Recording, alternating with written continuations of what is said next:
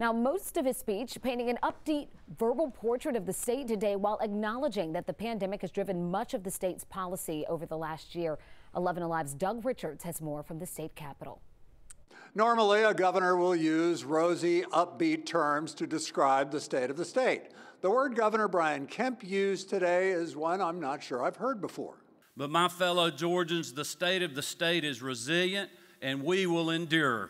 Governor Kemp started his speech with a moment of silence for the 10,000 plus people who have died from COVID-19 in our state.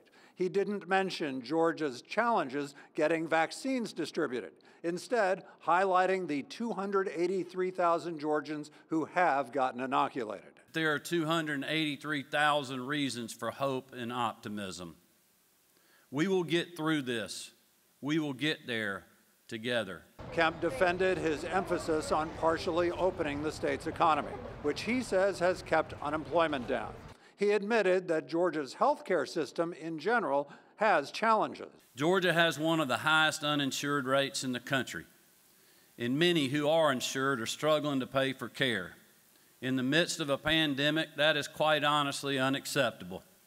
More action is needed.